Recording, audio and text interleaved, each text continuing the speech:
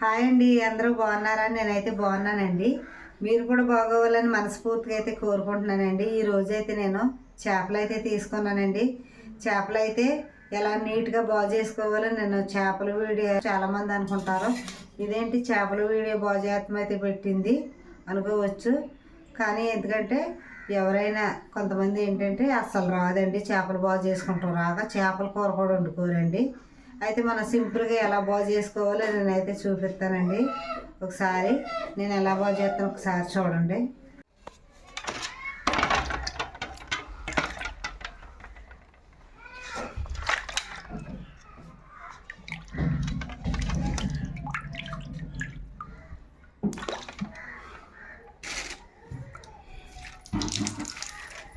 అదే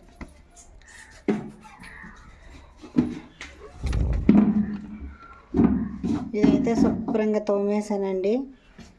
ఇదిగోండి చేపలు, మా ఊరు నల్ల నీళ్ళ కట్టులో అండి. టేస్ట్ అయితే చాలా బాగుంటాయండి.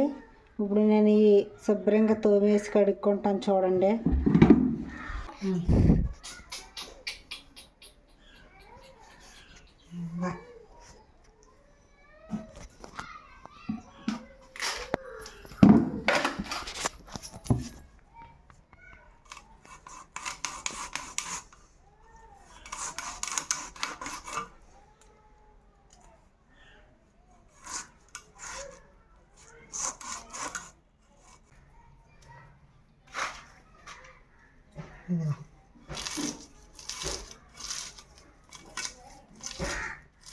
చూస్తున్నారా?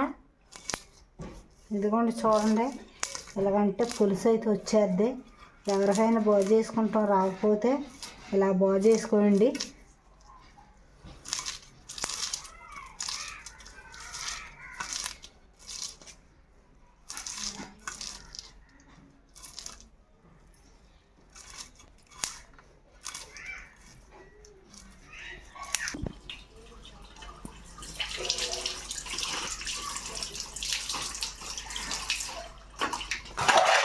ఇలా తోమేసుకుంటే చేప అనేది నీట్గా వచ్చేది.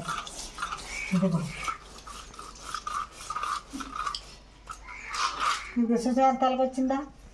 ఈ గరికరాయి చెట్టు పామాం కదా, తెల్లగా వచ్చేస్తుంది. నల్లగా ఉండే చేప తెల్లగా వచ్చేసింది చూసావా?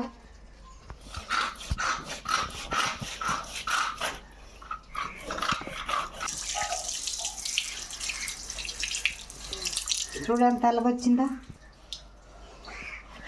ఇప్పుడు తలకాయ బాగుంటుందా?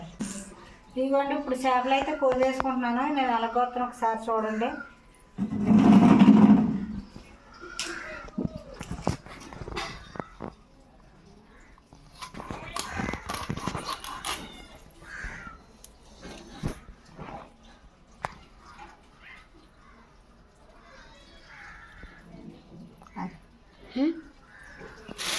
సరే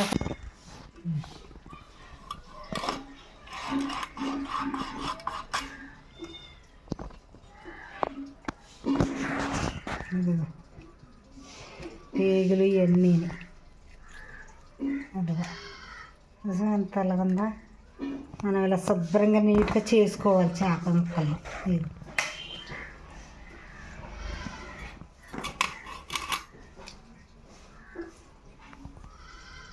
ఇదిగో ఇలా తీసేయాలి చేయి పెట్టి. అంత బాగుంటాయి తెలుసా, చాలా రుచిగా ఉంటాయి. మనం చాలా బాగుంటాయి, టేస్ట్గా ఉంటాయి.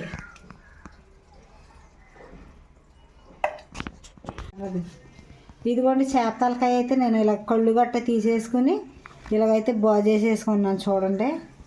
తీసుకోవాలి. ఇదిగోండి చూడండి.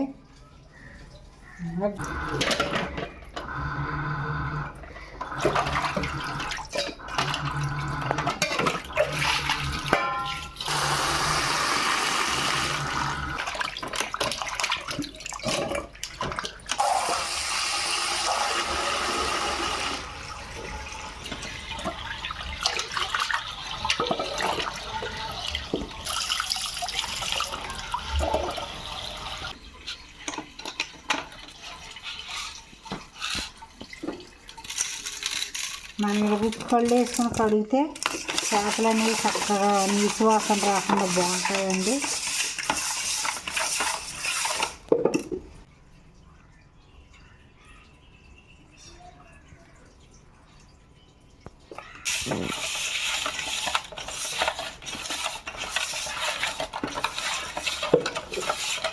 ఇదిగోండి నిమ్మకాయ, ఫ్రెష్గా ఉన్న నిమ్మకాయ. మనకి ఇలా నిమ్మకాయ వేసుకుంటే మనకు చేప ముక్కలు అనేవి గట్టిగా చక్కగా కూరలో ఇడకుండా ఉంటాయండి. బిగిస్తాయి, ముక్కలు బిగిసిపోతాయి, చక్కగా ఉంటాయి, అసలు ఇడవండి.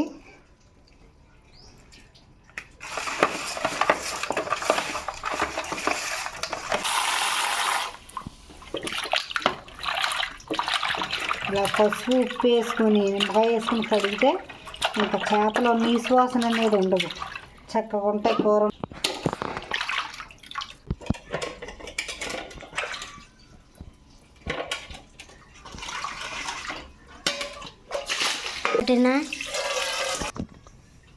ఇదిగోండి చేపల కడుగుతూ మీద అయిపోయింది. శుభ్రంగా అయితే కడిగేసుకున్నానండి.